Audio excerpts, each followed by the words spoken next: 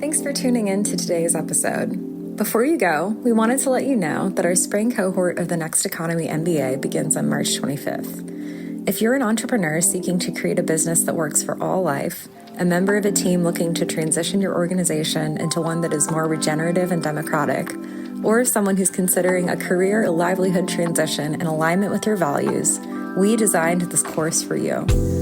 Over this 9-month learning journey, you'll have the chance to learn practical skills around business and life design based on our work with over 300 social enterprises. In addition to live sessions, you can deepen your experience and practice with special sessions, affinity groups, and connections with over 500 alumni who have participated in the course. Interested in learning more? Visit lifteconomy.com/MBA to view our course curriculum and sign up for a free intro with one of our facilitators. If you're ready to join us, you can use the code PODCASTMBA to save 10% on tuition. We hope you'll join us.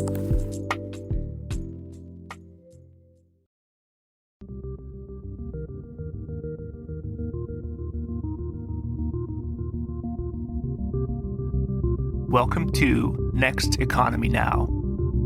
The goal of this podcast series is to highlight the leaders who are taking a regenerative, bioregional, equitable, democratic, racially just, and whole systems approach to creating the new economy.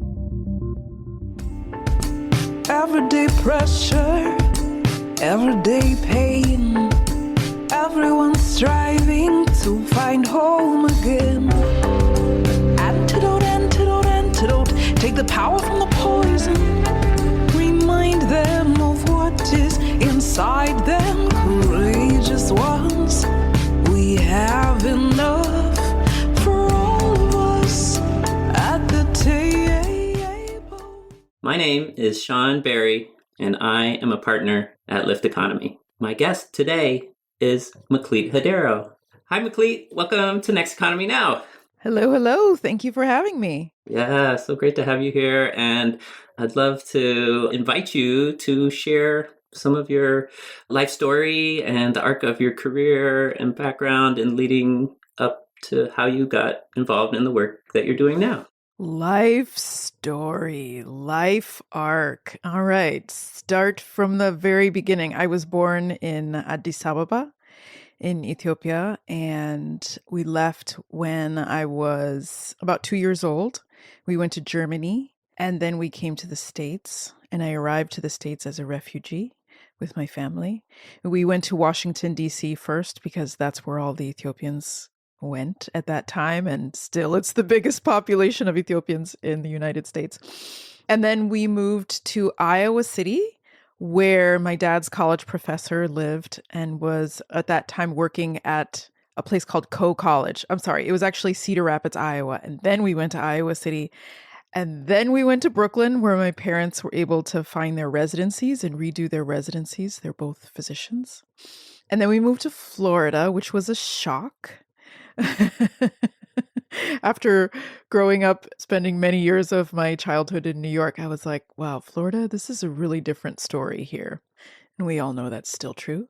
And then I went to college at Yale University, where I got a degree in political science because they were the only people talking about the massive concentration of power and wealth and kind of staring it in the face and looking it in the eye. And I was like, oh, well, I want to go where the people are like really trying to understand, like, what is this world that we're all surrounded by and that maybe many take for granted. Anyway, I graduated completely not sure what I wanted to do, but always knowing that I had wanted to be a musician and kind of taking that with me in my heart. And I had sung in high school really casually. My first ever performance was at 11 years old in 6th grade in New York. And those were like treasured memories, these like small times that I had performed in front of people. And then I lived in Seattle for a couple of years and then moved to the Bay Area. And I've been in the Bay for a very long time now. It is most definitely my place in this country. And when I moved here, that's when I really understood what it meant to be able to be an artist engaged in the world around me, making creative work, making music and installation and community arts practice that was engaging in social issues and involving neighbors. And I did that through stumbling onto a place called the Red Poppy Art House. And it was a December night. And I was at a bar in North Beach with some of my high school friends who had come to visit. And some of my college friends called me and said, "I don't care what you're doing. Get over here right now."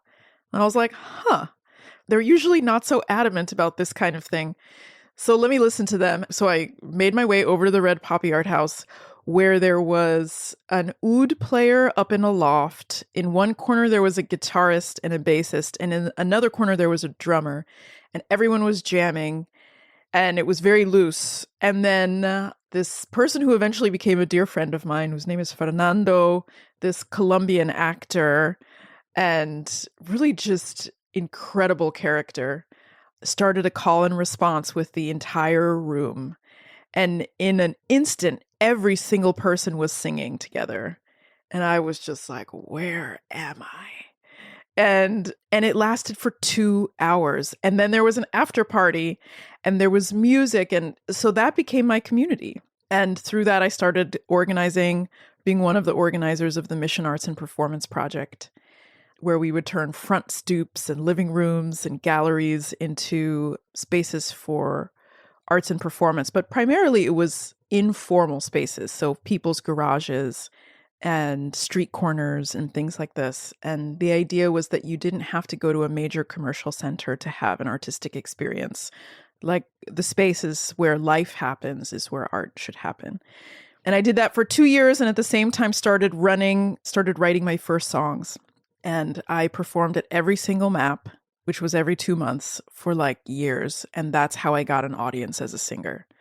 And we would do things thematically. So one map would focus on really bringing awareness to police violence in our communities. And one would be about gentrification. And one was about Frida Kahlo. And we did this, big collaboration with the MoMA. And so it was very much like a gathering place for socially engaged artists of every discipline, poets and photographers and filmmakers and musicians and installation artists. And that's when I was like, oh, okay, I get it. I can do it. I know how to do this.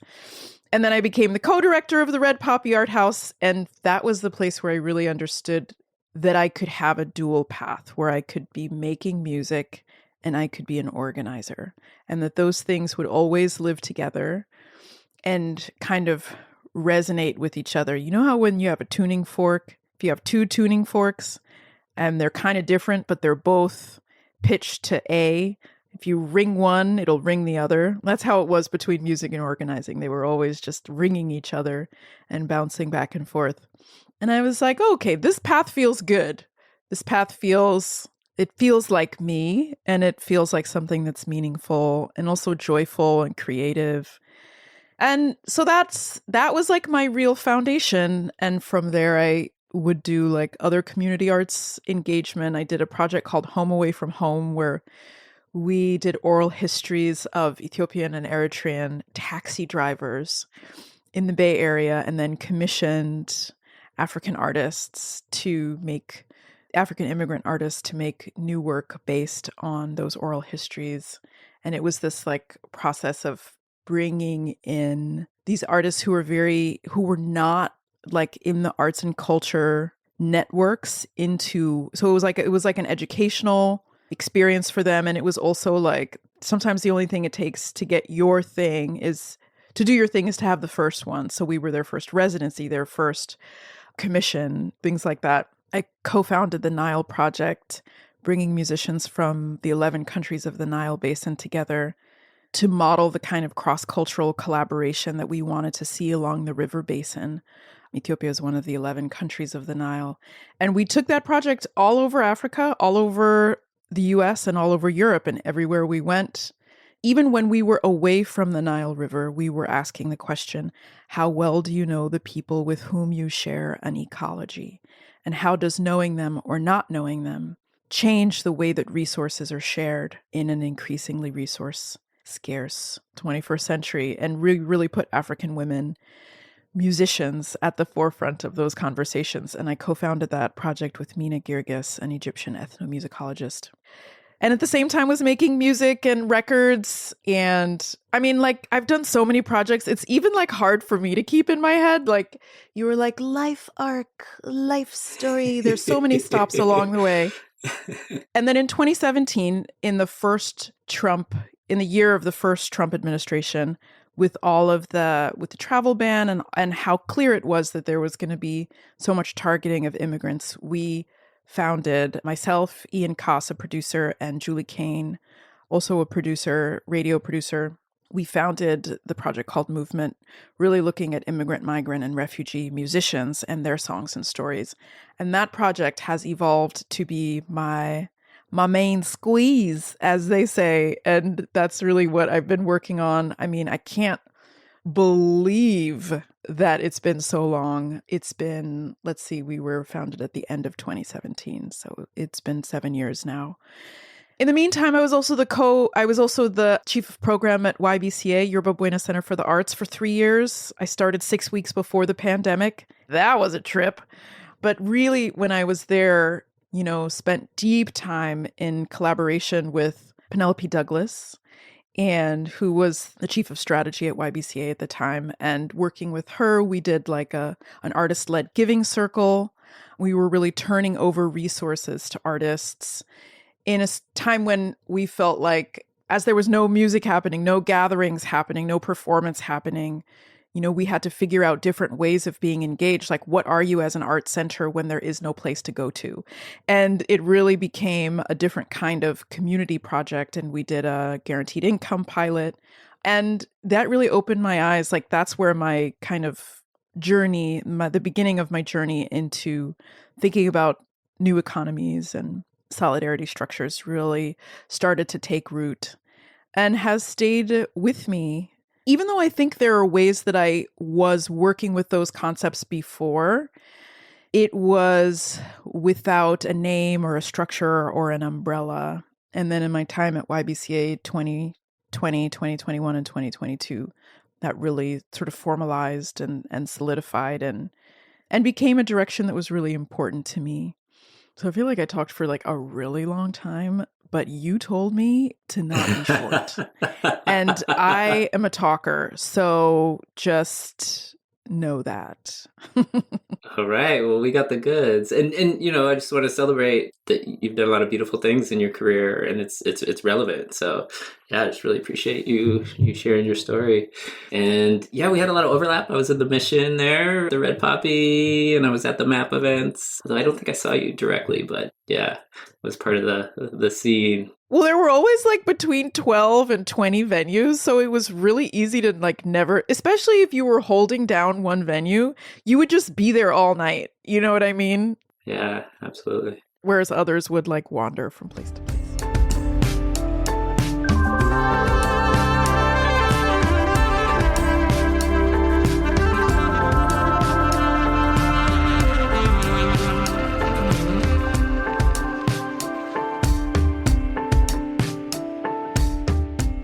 Yeah, I guess maybe just, here we are on Next Economy Now. So you're curious of like, how do you see, maybe even specifically for the Movement podcast and project, which I'm a huge fan. I love it. And I also just get so many gems of just the amazing artists that you find in the music. So it's like a lot of what's on my rotation actually comes from that program. So just deep gratitude. But how do you see, especially this idea of artists moving around and, hearing your story of you having moved around a lot and then bringing their culture and their music? How do you see that connected to economies? And maybe what's the potential to innovate or restructure economies so that they actually nurture life and culture? Well, there's so many answers to that question. So I'm going to do another little journey for this answer. But okay, I'll just give it a topic sentence so you can follow, so we can all be in the same place together. I think fundamentally the music industry is in a place of collapse. And if we want to see the long-term existence of cultural spaces, recordings, performances and the kind of life-giving, life-affirming results of those. I mean, like there's all kinds of research now, like where if you go to a certain amount of shows, and it's not necessarily music, it can, like, if you experience art a certain amount of times per month, you will live longer. It's like these wild. So like when you talk about how does culture affirm life, like these things that have been anecdotal are really transitioning now to being research and data-based. And it's just fascinating to me. Part of me is like, come on now, like, yeah, we got to prove ourselves over and over again and in all these different ways. But at the same time, like, okay, if we can, why not become irrefutable? You know? Yeah, we already knew this, but now it's validated. Okay. Right. Great. Right. So I'll say that the music industry is collapsing. The Guardian has been doing amazing research about this. Venues are closing. In 2022, 150 venues closed in the UK. Festivals are closing by the hundreds. This year, I think, was really tough, right? It was super tough. About once a month, a musician comes up to me and says, I can't do this anymore. Can we brainstorm? How am I going to keep being a musician in the world? Can we talk about this? This year, in particular, in 2024, streaming has decimated artists' revenue, musicians' revenue. You know, you're basically giving away music all the time. And if you don't get 1,000 streams on a track, then you're not even eligible to receive even the pennies. So if you had 100 tracks that all had 900 streams, you would receive $0, despite like a volume. Anyway, it's wild. And there's something like 33,000 tracks released on Spotify every single day. So, and then it's just, this system is not working and we are heading towards a collapse. And we have to be able to restructure to be more collective about the ways that we distribute risk amongst musicians and what it takes to actually make the work and distribute and collectivize our resources in ways where we're not all bearing the burden on our own again and again and again and again. And I believe that the way to do this, I believe there are structures to do this, and I believe that some of the exciting structures could come from the collective strategies that already exist within immigrant communities. And so this is something that we want to pilot within movement. I'll say that movement is many things, but for the most part, we work at kind of two levels. We are a narrative change organization. We work to change the narrative of migration. The ACLU has said that if you look at anti-immigrant narratives, stories, talking points, there's $30 million a year invested into developing those. When it comes to pro-immigrant stories, narratives, the amount of investment is $700,000. So we tell stories of immigrants, migrants, and refugees who are musicians, but we do it in this way where we are a music discovery show. And you can, it is a way of expanding your sonic world to these bumping artists while also exploring the large scale themes of migration and all the intersectional nodes that work with that. So we're a podcast, we're a national radio show. We're monthly on PRX's The World on 370 radio stations around the country. So that's our narrative strategy. Our community strategy is really about bringing immigrants, migrants, and refugee musicians together. We do gatherings in the San Francisco Bay Area. We do gatherings in Seattle.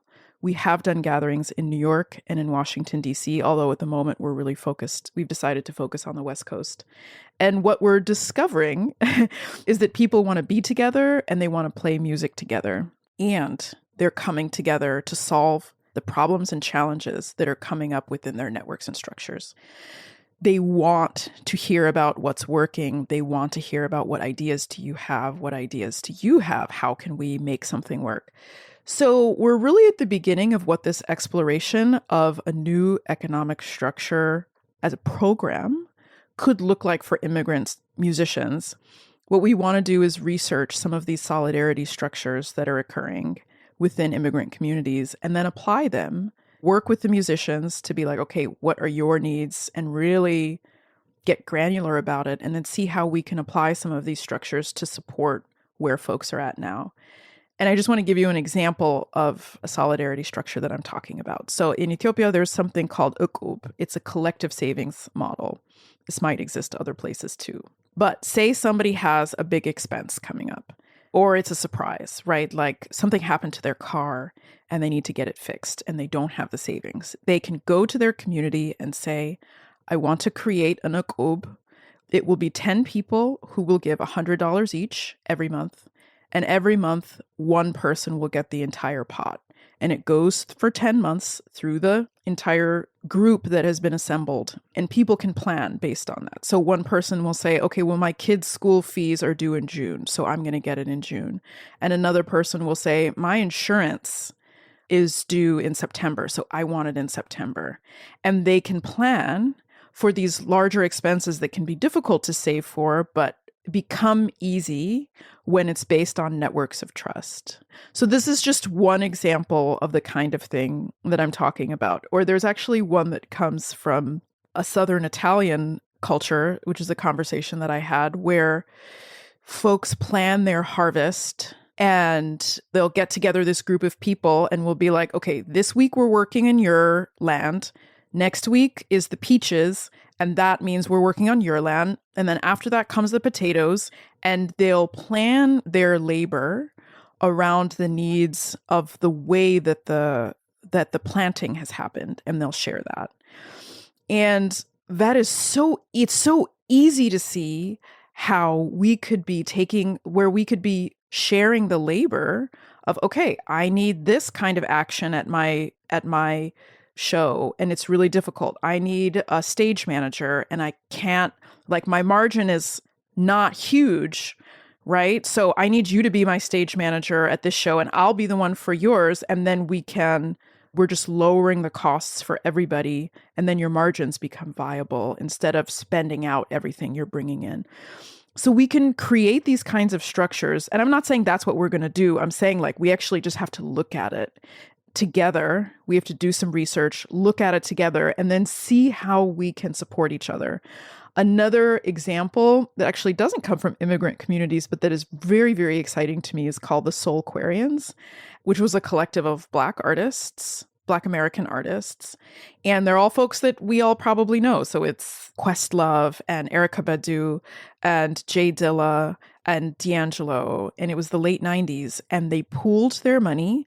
And instead of getting 3 days of studio time for that same amount of money, they were able together to get a whole month at a recording studio. And they were all there on each other's projects. And they were all able to expand creatively what they were able to do, because instead of doing it alone and getting a little tiny sliver, they did it together and got much more out of it. And every single one of those records made their careers that came out of that process, because there's also another intangible kind of feeling that comes out of what happens when we're collective with each other and supporting each other in this way. And those albums became iconic, like The Roots, Things Fall Apart. So there's no reason we can't be doing this. People just don't know that these structures are out there, and the kinds of creative power that we could get out of them, the kinds of lessening of the burden, the way that we could be less alone in this. And we will get music that feeds our souls, that makes us live longer, as I was saying before, and that provides that kind of service. Because there is an aspect where music is a service, like you are giving yourself.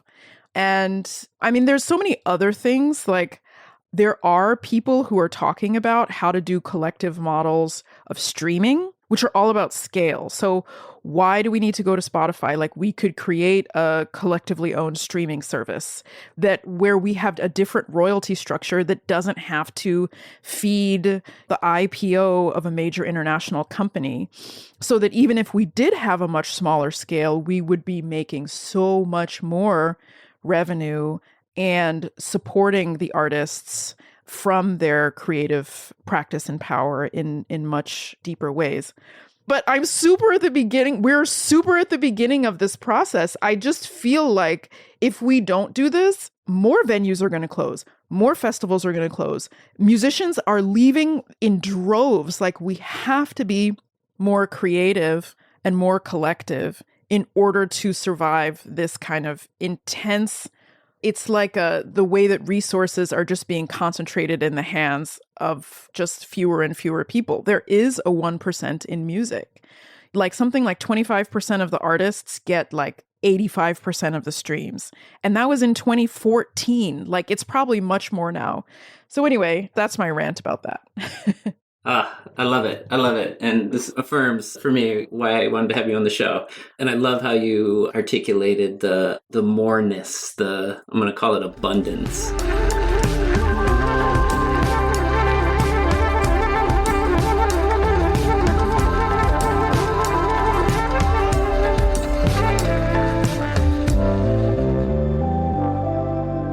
So it wasn't just sharing studio time to get a little bit better deal on the studio hours. It was the synergy and the community that came together, and then the vibe was lit. And then the album was iconic, right? And I think this, for example, we say Next Economy now. We don't say New Economy. This stuff is very old, right? And very like low tech. Any interest charge on the Okub? No, because everybody's giving the same. Yeah, there's no. What? No. It's how you get along without the financial institutions. It's how you do it without major capital infusion, which isn't to say that I wouldn't take funding. No, we're going to use all, the mechanisms we can, but low tech, simple, community, mutual benefit, mutual abundance, it's not taught about in business school, right? Not taught about sharing. If we go really far on it, there's no ledger. You're just gifting, right? You're gifting into the middle. And that's how, the way I see it on the long view, that's why we have human culture, is because you had small bands of humans that were just taking care of everybody. And there's this little vestige still called the nuclear family where I don't charge my daughter for dinner, right? But it's almost gone. It's almost gone. There's this quote from Margaret Mead. I don't know if you've ever seen it, but someone asked her, like, what is the first evidence of civilization? And yes, that word is loaded. And, just bear with me for the next 2 minutes. And they're like, oh, is it like burial, examples of being buried with ornaments, or, people having evidence of like advanced arts and stuff like that? And she's like, actually, it's a healed, broken bone. If an animal in nature breaks their bone, they're probably not going to make it because of predators and everything like this. If you start to see people with healed, broken bones, that means someone carried them back to their probably cave and took care of them so that they could heal and get better. And they probably had a long life after that. And that's the sign of civilization. And that's kind of what you're saying. It's like, actually, it's the very foundation of what makes us who we are is the way that we give to each other and gift to each other. Music is a gift, right? I mean, I think it is. I mean, people tell me all kinds of crazy stories after shows. Like, one that I never forgot was these two people came up to me after a show and they said, we met at your show, so your music brought us together, but we also got divorced to your music, and your music kept us connected to each other through this process so that we could still remain friends. And I was like, I don't even know what to do with that information. But they were telling me that it was like almost like a companion in their major life moments. And what a gift. What a gift for me to be able to hear that story, as intense as it was. I was like, I'm just going to tell the most intense one, Well, yeah, but I appreciate it, right? Because there's a lot to our lives, right? And it's not just joy and celebration, but if we can be together in grief, there's some depth there. And yeah, I think, music create space for that, or can create space for that. Whereas, I'm thinking of music as opposed to talking, we're talking right now. There's actually just a limited amount of information that you can transfer with the spoken word. Whereas, I see music and art in general, right, is able to convey more meaning potentially and have more impact than just the kind of intellectual concepts of spoken language.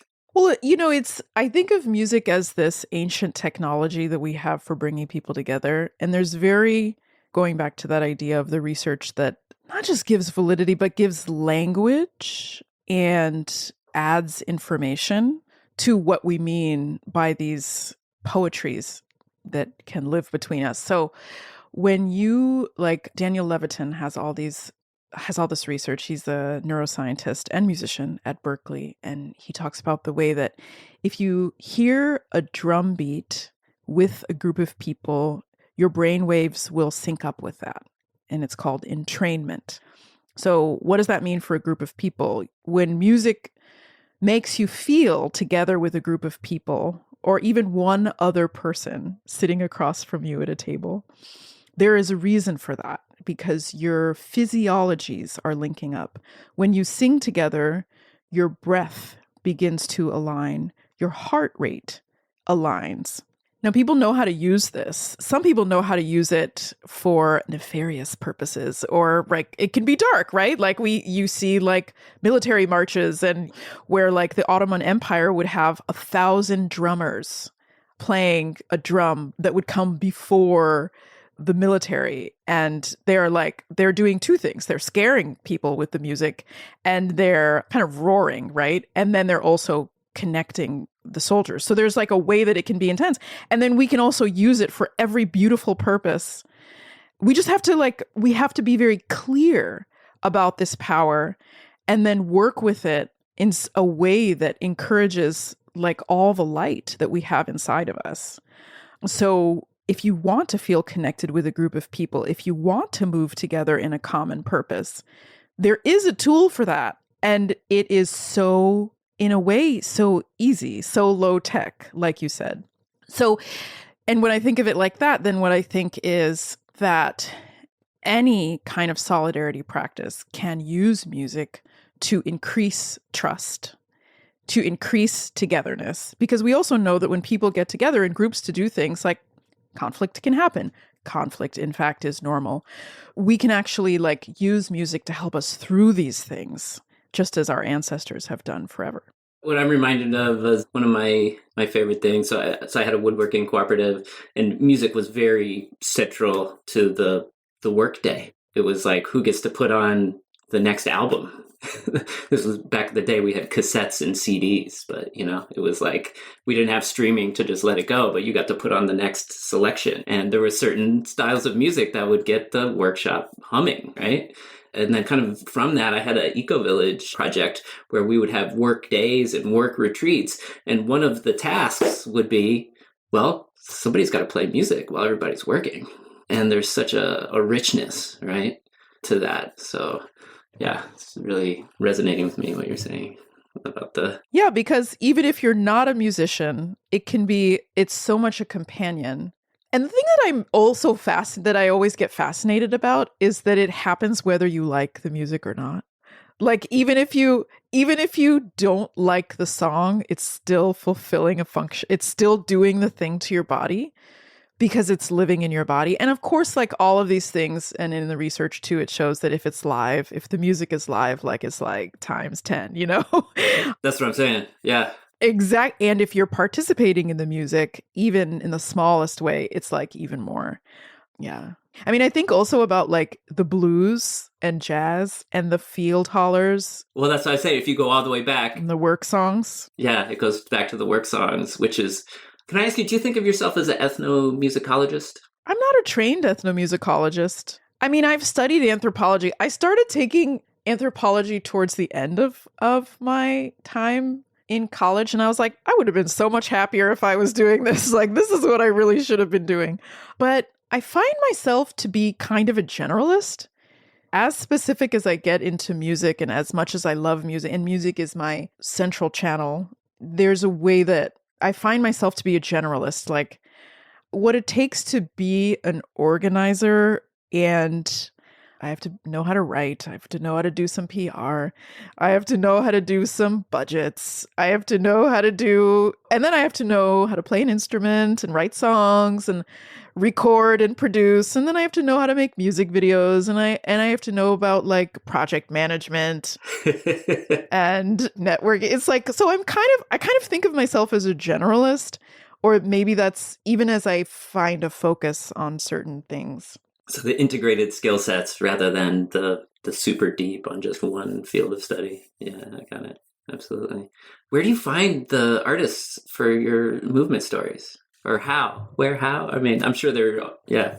I'm always looking. So, and often, I mean, it's kind of one of those things where you listen to, like, you know how on social media you see people like your friends and whatever people you follow and all that stuff, they can have artists, they can add music to their things. I'm always looking. Who are my friends adding music of? I look at their other people's playlists. Who's listening to what? Yeah. We occasionally get things through publicists, but for the most part, it's through this ongoing networking. And to some extent, it's people that I've had my eye on for many years, like Helado Negro or Emel Matluti was the most recent interview. Like people I just listened to her new album. It's so good. This is the one that was produced by 30 women. Yes. Well, produced by her, featuring 30 women. Yes, absolutely. It's really everything done by women. I mean, it's so inspiring. But I'm just always looking, and then I'm always adding to the list. Because if I don't do that, I will forget. Yeah. We did before we even had a podcast, when we were just working on The World, it was like we interviewed Arooj Aftab, who has totally blown up. But my friends in New York were posting about her in 2017. And I wrote down I was like, wow, she's incredible. Like, I love her music. And then she just like took off. And now she was nominated last year, 2 years ago, for Best New Artist at the Grammy Awards, which has literally never, ever happened for a person primarily not singing in English. So, but it's even people I've had my eye on for that long. I'll just keep looking at, well, what are they doing now? What are they doing now? Like, is now the time to reach out? Is now the time to connect with them? So it's just a kind of constant antenna. And then we had a live touring storytelling and music show called Movement Live. And we would do these like long workshops, 3 to 6 month workshops with immigrant musicians. And we would be developing the story that they wanted to tell live on stage. And in that process, we would make a podcast episode. So we also would be like going deep into communities. Like we did it in DC and we did it in New York. That's the El Sara episode came from that, which I know you loved her and her music. We did it in LA and we did it in Seattle. And so that process also yielded a lot of artists that came to us. We did it in Abu Dhabi, which is a place where 90% of the people are from somewhere else in the world, other than the United Arab Emirates. Yeah.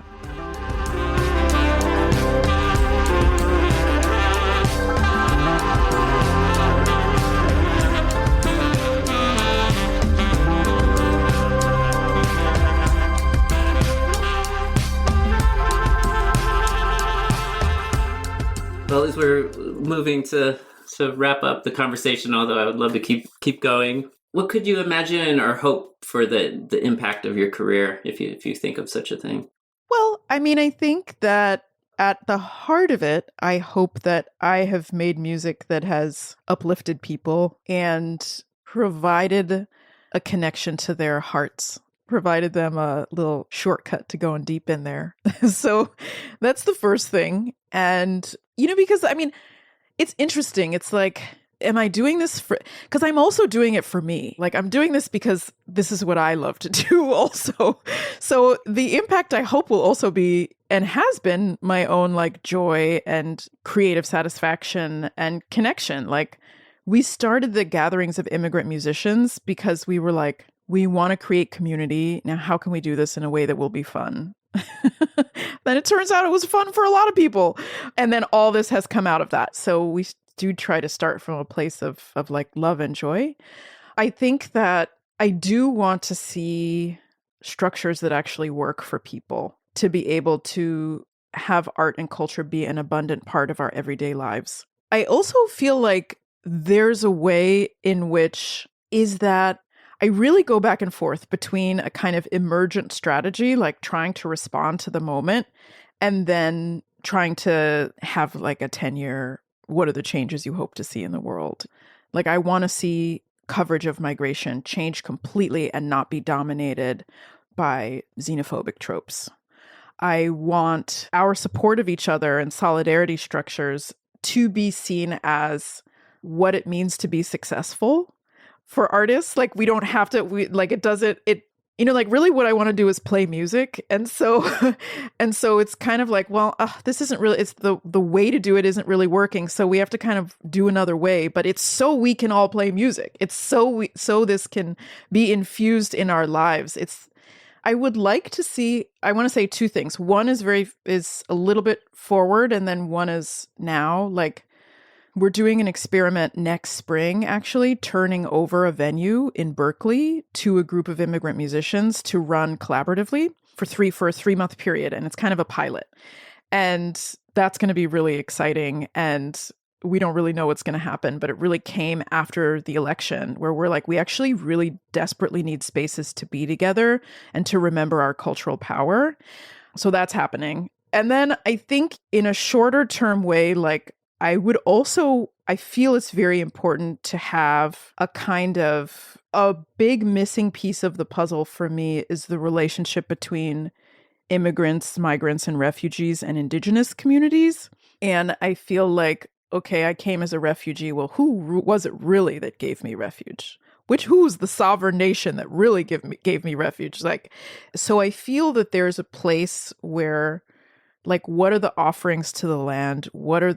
We have to also do our part as immigrants to not participate in settler colonialism. And what does that look like? That's a big question for the project, I think, and for me. And for like, what does it mean to give to the land and to the people who are the ongoing inhabitants of this land? And so I feel that's a place that the project hasn't touched, that it really needs to. And there could be there's something that has to happen there. And I don't have the answers yet. I don't know. I gave like 10 answers to your question. Well, I love it. And one of the things I heard was the mutual benefit, right? And the abundance of, hey, you want to sing for your own joy, but also for the intention of connecting people to their own hearts and their own joy of their own lives, which is it's a beautiful, beautiful offering, and it's certainly something the world needs right now. So I just really want to appreciate you and your work. As we close here, what do you need? How can our listeners support your work? Well, stay connected. That's the first thing. I'm Meklit Music on all the places you can find me, Meklit Music. And if you forget and you're like, who was that lady? You could just go. Like, I'm serious. I tell people this because I think sometimes people just forget my name, and it's totally understandable because unless you're Ethiopian, you probably haven't heard it a ton. So even if you forget, you can Google Ethiopian singer San Francisco and I come right up. But I think listen to the podcast, stay connected, and I don't know, reach out to me. I like talking to people. Awesome. Well, thanks so much, Meklit, for sharing your story and your work and your inspiration with our community. And I, for one, will be staying in touch with what you're up to and support you how I can. So thanks so much. Thank you so much. Thank you, Sean. Thank you, everyone. Peace. You are my survival. You are my relief. Antidote. Take the power from the poison. Remind them of what is inside them. Courageous ones. We have enough for all of us at the table.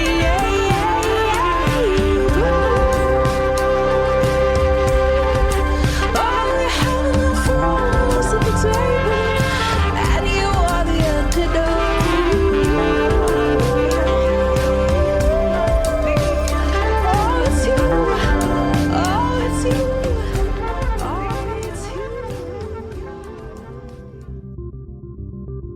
Hey, Next Economy Now listeners. If you enjoyed this conversation and are looking to dive even deeper into the B Corp movement, you'll love our new podcast, Beyond the B, hosted by Lyft Economies' Amy Allison and me, Ryan Honeyman. Beyond the B is your insider's guide to the B Corp movement.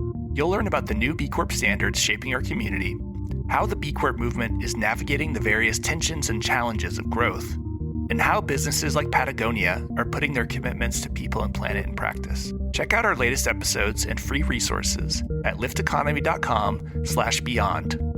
You can also subscribe to Beyond the B on Apple Podcasts, Spotify, YouTube, or wherever you get your podcasts. Thanks again for listening.